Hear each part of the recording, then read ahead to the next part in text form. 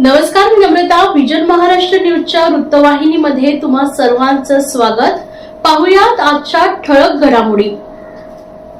ठाणे शहरात वारंवार होणाऱ्या झाडांच्या पडझडींच्या घटनांकडे महापालिका प्रशासनाचं लक्ष वेधण्यासाठी समाजसेवक संगम डोंगरे यांनी ठाणे महापालिका भवनासमोर अनोखे आंदोलन केलंय. यावेळी त्यांनी हातात झाडांच्या फांद्या आणि ऑक्सिजनची बाटली घेऊन प्रशासनाचा निषेध व्यक्त केला. संगम डोंगरे यांनी शहरातील झाडांची होत असलेली पडझड, वृक्ष संवर्धनाकडे होणारे दुर्लक्ष आणि त्यासाठी जबाबदार अधिकाऱ्यांवर कारवाई करण्याची मागणी केली. तसेच संबंधित अधिकाऱ्यांना बडतर्फ करण्यात यावे अशीही मागणी करण्यात आली. यावेळी त्यांनी आरोप केला की ठाण्यात जंगल आणि हिरवळीच्या जागा बिल्डरच्या घशात घातल्या जात असून अशा परिस्थितीत झाडे कशी वाचणार असा सवाल उपस्थित केलाय. भविष्यात नागरिकांना ऑक्सिजन पार्कच्या माध्यमातून विकत घ्यावं लागेल अशी भीती त्यांनी व्यक्त केली आहे. या आंदोलनामुळे महापालिका प्रशासनाने शहरातील वृक्ष संवर्धन, धोकादायक झाडांची देखभाल आणि पर्यावरण संरक्षणाबाबत तातडीने प्रभावी उपाययोजना कराव्यात अशी मागणी करण्यात आली आहे. शहरामध्ये करोडो टेंडर निघतं छाटणीचं, पण ह्यावेळी छाटणी झाली नाहीये. त्याच्यामुळे ह्या पावसाळ्यामध्ये 170 झाडं पडलेली आहेत. बघा, देहरादूनची महानगरपालिका, छोटी महानगरपालिका आहे, हा पॅटर्न राबवते आणि त्यांची एक पण झाडं पडली नाही. तर असा पॅटर्न आपण राबवला तर भविष्य झाडं पडणार नाही. झाडं पडली नाही तर मग तुम्हाला आम्हाला ऑक्सिजन मिळेल. आणि आता काय झालं, महत्वाचं म्हणजे चोराच्या हातात कुऱ्हाड दिलेली आहे. केदार पाटील जे यांच्यावर जबाब दिले, केदार पाटील भ्रष्ट अधिकारी आहे आणि केदार पाटीलची मिसेस स्वतः ठेकेदार आहे.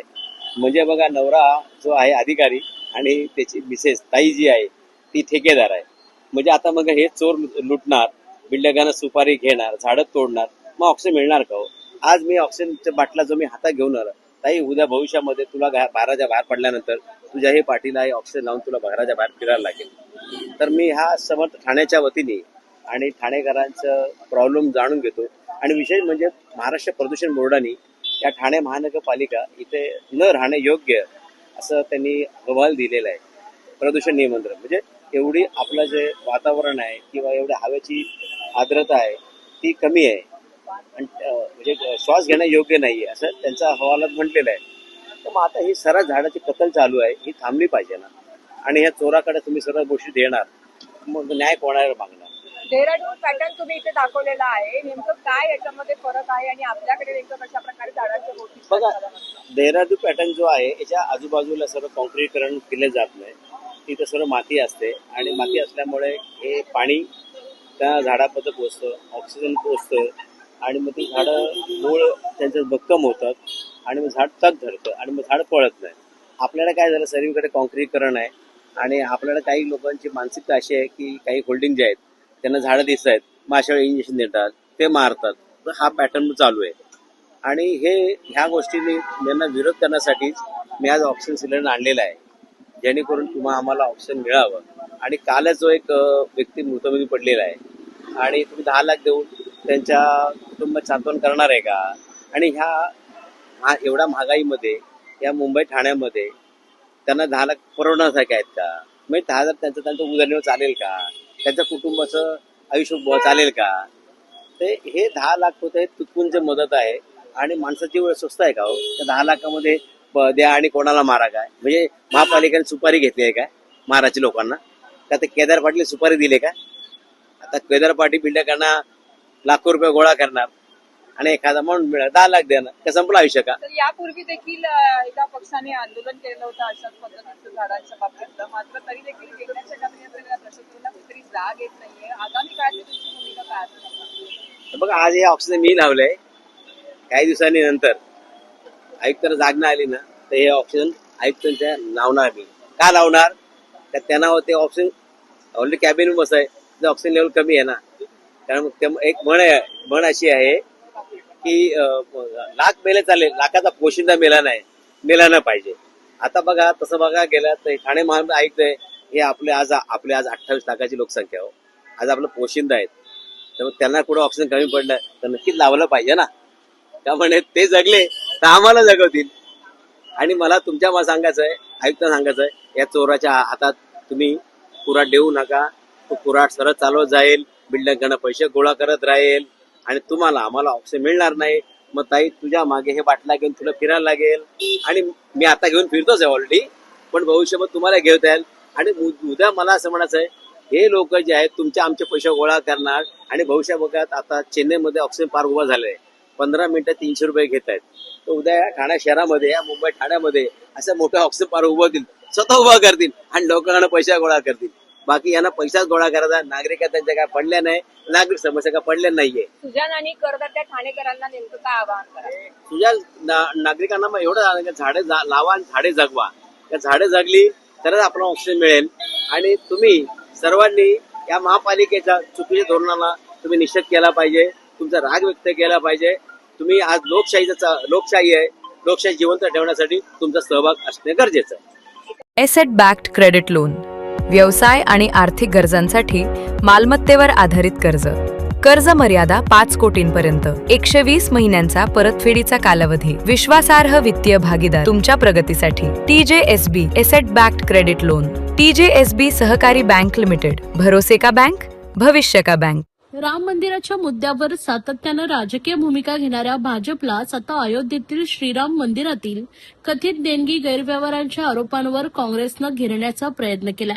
राज्यव्यापी रघुपती राघव राजाराम सत्याग्रह आंदोलनाअंतर्गत शुक्रवारी ठाण्यातील ऐतिहासिक कोपिनेश्वर मंदिर परिसरात काँग्रेसनं आंदोलन करत या कथित प्रकरणाची निपक्ष चौकशी करण्याची मागणी केली. महाराष्ट्र प्रदेश काँग्रेस कमिटीचे अध्यक्ष हर्षवर्धन सकपाळ यांच्या निर्देशनानुसार ठाणे शहर जिल्हा काँग्रेस कमिटीचे अध्यक्ष राहुल पिंगळे यांच्या नेतृत्वाखाली हे आंदोलन पार पडलंय. सकाळी शेकडो पदाधिकारी व कार्यकर्ते कोपिनेश्वर मंदिर परिसरातील राम मंदिरात एकत्र आले. पांढऱ्या टोप्या परिधान करून त्यांनी रघुपती राघव राजाराम, खरा तो एकची धर्म आणि पसायदांचं सामूहिक गायन करत शांततापूर्ण सत्याग्रह केलाय. यावेळी कार्यकर्त्यांनी भक्तांच्या श्रद्धेवर केला हल्ला, रामाच्या दानपेटीवर मारला डल्ला, तसेच रामनाम जपना, पराया माल अपना अशा आशयांचे फलक झळकावत निषेध व्यक्त केलाय. या आंदोलनादरम्यान रामाच्या नावावर राजकारण करणारेच आता कथित दान गैरव्यवहारावर मौन का बाळगत आहेत असा सवालही उपस्थित करण्यात आला. यावेळी बोलताना राहुल पिंगळे यांनी रामाच्या आणि धर्माच्या नावावर राजकारण करणाऱ्यांनी या कथित प्रकरणाची नैतिक जबाबदारी स्वीकारावी अशी मागणी केली. या कथित गैरव्यवहाराची निपक्ष चौकशी करून दोषींवर तातडीने कठोर कारवाईची मागणी देखील करण्यात आली. आपण बघितलं असेल की कशा पद्धतीने प्रभू श्रीरामांच्या तिजोरीवर डल्ला मारण्याचं काम या लोकांनी केलेलं आहे. आणि हा डल्ला मारत असताना सुरुवातीला तुम्ही बघितलं असेल, न खाऊंगा न खाणे दूंगा, त्यानंतरचा प्रवास तुम्ही खा आणि आम्हालाही द्या अशा पद्धतीने चालू झाला. यांच्याच माध्यमातून ते मंदिर निर्माणाचं काम केलं गेलं, सिक्युरिटी यांच्या माध्यमातून त्या ठिकाणी भरती गेली, सर्व कार्यक्रम यांच्या माध्यमातून त्या ठिकाणी पार पडले, विश्वस्त मंडळ या ठिकाणी स्थापन केलं. परंतु ज्यावेळी प्रभू श्रीरामांच्या नावाने आपण ज्यावेळी मतं मागता, त्यांचं राजकारण त्यावेळी करता, तर ह्या झालेल्या चोरीचं उत्तरदायित्व सुद्धा त्या ठिकाणी आपण या भारतीय जनता पक्षाने आणि RSSने त्या ठिकाणी घेतलं पाहिजे. आपण बघितलं असेल की या मंदिराचे जे कोषाध्यक्ष होते, आपला मीडिया त्यांना प्रश्न विचारण्यासाठी ज्यावेळी गेला आणि त्यांना विचारलं की ह्याला जबाबदार ठरवून आपण त्या ठिकाणी आपल्या कोषाध्यक्ष पदाचा राजीनामा देणार का, तर आरेरावी आणि दादागिरी करण्याचा तो माईक सुद्धा त्यांनी त्या ठिकाणी खाली ढकलला. परंतु हा लक्षात घ्या, हा भारत देश आहे, भ्रष्टाचाराच्या विरोधामध्ये लढणारा हा देश आहे आणि प्रत्येक नागरिक हा तुम्हाला त्या ठिकाणी प्रश्न विचारणार आणि प्रत्येक विचारलेल्या प्रश्नाला तुम्ही दादागिरी करून त्या ठिकाणी चालणार नाही. म्हणूनच हा जो भ्रष्टाचार केलेला आहे की अतिशय संतप्त अशी भावना पूर्ण भारतवासियांमध्ये आहे आणि याच्या विरोधामध्ये आमचे सन्मान्य प्रांताध्यक्ष हर्षवर्धनदादा सकपाळ यांच्या माध्यमातून संपूर्ण महाराष्ट्रामध्ये ही आंदोलनं केली जात आहेत. रघुपती राघव राजाराम पतित पावन सीताराम या माध्यमातून पसायदानचं आम्ही त्या ठिकाणी गायन करतोय आणि शांततापूर्ण मार्गाने आम्ही सत्याग्रह करतोय. तो सत्याग्रह आज आम्ही इथे ऐतिहासिक अशा कोपिनेश्वर मंदिरामध्ये सुद्धा केला आणि प्रभू श्रीरामांच्या चरणी प्रार्थना केली की या चोरांना कुठेतरी सद्बुद्धी दे.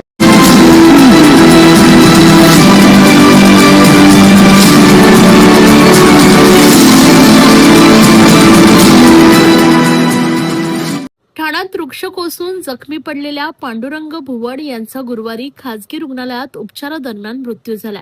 या दुर्दैवी घटनेनंतर शिवसेनेचे स्थानिक नगरसेवक विकास रेपाळे आणि नगरसेविका नम्रता भोसले जाधव यांनी तातडीने भुवड कुटुंबियांची सांत्वनपर भेट घेतली, तसेच त्यांना सर्वतोपरी मदत मिळवून देण्याचं वचन दिलंय. ठाणे प्रादेशिक परिवहन कार्यालयासमोर झाड अंगावर कोसळून सोमवार 6 जुलै रोजी भुवड जखमी झाले. त्यांना तातडीने शिवसेनेचे स्थानिक नगरसेवक विकास रेपाळे आणि नगरसेविका नम्रता भोसले जाधव यांनी महावीर जितो रुग्णालयात दाखल केले. गेल्या 3 दिवसांपासून त्यांच्या रुग्णालयातील उपचाराबाबत राज्याचे उपमुख्यमंत्री एकनाथ शिंदे आणि ठाणे महानगरपालिकेचे आयुक्त सौरभ राव यांच्या वतीने रेपाळे व त्यांचे सहकारी लक्ष ठेवून होते. मात्र दुर्दैवानं उपचारादरम्यान गुरुवारी भुवड यांची प्राणज्योत मालवली. या घटनेचं गांभीर्य ओळखून विकास रेपाळे आणि नम्रता भोसले जाधव यांनी तत्काळ आयुक्त सौरभ राव यांची भेट घेतली. यावेळी राज्याचे उपमुख्यमंत्री एकनाथ शिंदे यांनी सौरभ राव यांच्याशी फोनवरून संपर्क साधत भुवड कुटुंबाला तत्काळ आर्थिक मदत देण्याचे निर्देश दिले. आगामी महासभेत याबाबत ठराव मंजूर करून भुवड कुटुंबाला आर्थिक मदत व वारसाला ठाणे महानगरपालिकेत नोकरी देण्यात येईल. या प्रश्नी राज्याचे उपमुख्यमंत्री एकनाथ शिंदे यांची आयुक्त सौरभ राव व ठाण्याच्या महापौर शर्मिला पिंपळोलकर यांच्याशी चर्चा झाल्याचं रेपाळे यांनी नमूद केलंय. या संदर्भात विकास रेपाळे व नम्रता भोसले जाधव यांनी प्रसार माध्यमांशी संवाद साधलाय. पाहुयात. बळी महानगरपालिका हद्दीमध्ये झालेला आहे. झाड पडून एक व्यक्ती दुखापत झाली होती. उपचारादरम्यान त्याचा मृत्यू झालेला. झालेली घटना पण आमच्या प्रभागात होती आणि जी दुर्घटनाग्रस्त झालेली व्यक्ती आहे ती देखील राहणारी आमच्याच प्रभागातील आहे. पांडुरंग भिकू भुवड, वय वर्ष 64 असे. 6 तारखेला दुपारी 12-12:30च्या सुमारास झाड पडून त्यांच्या मेंदूला मार लागला होता. त्यांना उपचाराकरिता आम्ही जितो हॉस्पिटल या ठिकाणी ऍडमिट केलं होतं आणि ऍडमिट केल्यानंतर त्यांच्यावरती सर्वतोपरी प्रयत्न केले. अगदी ज्युपिटर हॉस्पिटलचे तज्ज्ञ डॉक्टर देखील त्यांनी येऊन त्यांची शस्त्रक्रिया केली, परंतु त्यांच्या मेंदूला लागलेला मार हा अतिशय मोठ्या प्रमाणात होता आणि आज त्यांचं दुर्दैवी असं निधन झालंय. या दुःखद प्रसंगाच्या अनुषंगाने मी माननीय उपमुख्यमंत्री, मी असेल, नम्रता भोसले मॅडम असेल, आम्ही सगळे सहकारी नगरसेवकांनी माननीय एकनाथ शिंदे साहेबांशी याबाबत चर्चा केली. शिंदे साहेबांनी तातडीने माननीय आयुक्तांना सदर कुटुंबाला योग्य ती मदत करण्याचे आदेश दिलेले आहेत. मी माननीय आयुक्तांना, मी असेल, नम्रता भोसले मॅडम असेल, आम्ही आता भेटून, तसेच माननीय महापौर यांना देखील आम्ही भेटून या घटनेची माहिती दिली आणि त्याच्या अनुषंगाने त्या कुटुंबाला मदत करण्याच्या अनुषंगाने येत्या महासभेत तसा प्रस्ताव आणण्याच्या सूचना माननीय महापौरांनी प्रशासनाला दिल्यात. माननीय आयुक्तांनी देखील याबाबत अतिशय संवेदनशीलरित्या मदत करण्याचं जाहीर केलेलं आहे. सर, पण झाड पडण्याची घटना मोठ्या प्रमाणात आहे. आपत्कालीन विभागाला उपमुख्यमंत्र्यांनी भेट देखील दिली होती. दोघांचं निलंबन देखील केलेलं आहे. आता पाऊस जरासे उसंत घेतलेले आहे. जे उर्वरित झाड आहे त्याची छाटणी करण्याबाबत महापालिकेशी काही पत्रव्यवहार आपला असणार आहे का? नाही, केलेलंच आहे. मी दररोज करत असतो. दररोज या संदर्भात प्रभागातील झाडांच्या बाबतीत मी असेल, नम्रता भोसले मॅडम असतील, आम्ही सगळेच नगरसेवक पाठपुरावा करत असतो. अगदी ज्या काही घटना घडल्यात, आपण कालही बघितलं असेल की आम्ही माननीय उपमुख्यमंत्री एकनाथ शिंदे साहेबांना जी वस्तुस्थिती आहे ती समोर आणण्याचा प्रयत्न केलाय. अजून जे काही बाकीचे जे विषय जे न बोलता आले त्याचे ते नक्कीच येणाऱ्या महासभेमध्ये मांडले जातील की कशा पद्धतीने त्याच्यामध्ये कामात सुधारणा केली पाहिजे. आणि मला असं वाटतं की थोडंसं असंवेदनशील असे काही अधिकारी वागतायत आणि त्या दृष्टीने देखील त्याबाबत येणाऱ्या महासभेमध्ये त्याबाबत चर्चा करण्यात येईल आणि नक्कीच प्रशासनाला जी काही दुर्घटना घडली आहे किंवा जे काही संबंध ठाणे शहरामध्ये जी काही आपत्तीच्या बाबत प्रशासनाने केलेली कामगिरी याच्या बाबत नक्कीच जाब विचारण्यात येईल. चांगल्या झालेल्या कामाचं कौतुक करताना जिथे चुकलेत त्या ठिकाणी अगदी जाब विचारण्याचं काम देखील आमच्या माध्यमातून करण्यात येईल. आपत्ती व्यवस्थापनाच्या मला वाटतं एक अधिकाऱ्याला सस्पेंड केलेलं आहे, परंतु सस्पेंड केल्यानंतर देखील थोडी कामामध्ये सुधारणा झाली पाहिजे. त्या दृष्टीने योग्य त्या उपाययोजना करणं, योग्य त्या पद्धतीने काम करणं हे देखील तितकंच महत्वाचं आहे. जरी पाऊस ओसरला असला तरी निसर्गाची आपत्ती, कारण एल्निनोमुळे यावेळेला कधीही अचानक जोरात पाऊस पडू शकतो, कधीही कुठली आपत्ती येऊ शकते. तर पुढच्या उपाययोजना करण्याच्या दृष्टीने देखील योग्य त्या स्टेप्स या आत्ताच घेतल्या पाहिजेत. इतकी झाडं का पडतात याचं शेवटी रूट कॉज अनालिसिस देखील करणं तितकंच गरजेचं आहे. या होत्या आजच्या ठळक घडामोडी. अशाच राजकीय, सांस्कृतिक, क्रीडा क्षेत्रातील बातम्या पाहण्यासाठी पाहत रहा विजन महाराष्ट्र न्यूज ही वृत्तवाहिनी. विजन महाराष्ट्र न्यूजच्या फेसबुक चॅनलला व युट्यूब चॅनलला फॉलो आणि सबस्क्राईब करा. धन्यवाद.